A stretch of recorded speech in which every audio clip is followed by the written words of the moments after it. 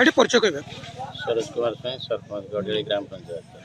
କ'ଣ କହିବେ ଏଇ ଯେଉଁ ଆପଣ କେତେବେଳେ ଖବର ପାଇଲେ ଯେଉଁ ମୃତ ଏମିତି ଅଧଘଣ୍ଟା ମୁଁ ଖବର ପାଇଲି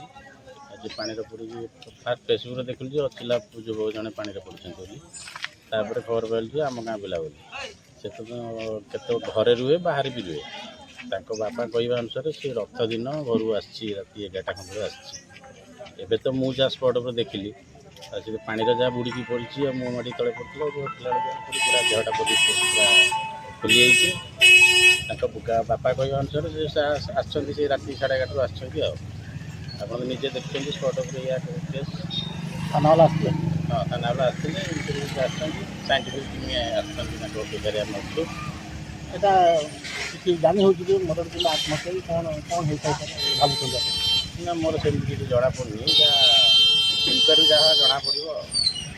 ଆମେ ସମସ୍ତେ ଆମେ ବି ଯାହା ଦେଖୁଛୁ ଆପଣମାନେ ବି ଯାହା ଦେଖୁଛନ୍ତି ଯାହା ଜଣାପଡ଼ିଛି ଯେଉଁ ପାଣିରେ ବୁଡ଼ିକି ଜାଗାଟା ଖାଲ ଅଛି ଯାହା ଦେଖୁଛୁ ପାଣିରେ ବୁଡ଼ିକି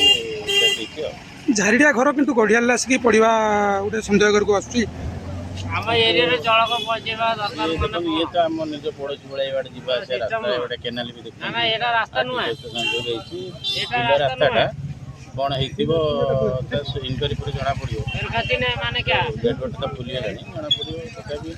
ଏଇଟା ଆମ ଯିବା ଆସିବା କେନାଲ ବି ଅଛି ରାସ୍ତା ପାଖ ପଡ଼ୋଶୀ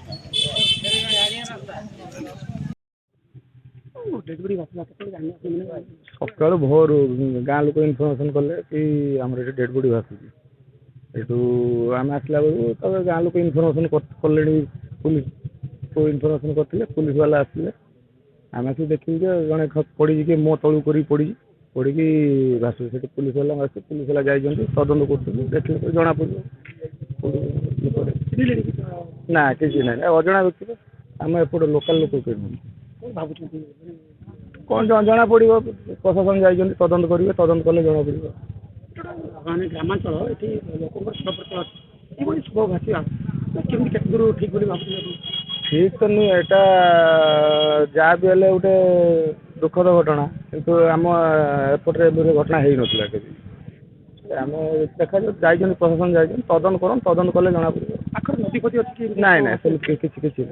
ଖେଳ ପଡ଼ିଆ ପାଖରେ ଗୋଟେ ନଈ ଯାଇଛି ନାଳଟେ ନାଳ ସାଇଡ଼୍ରେ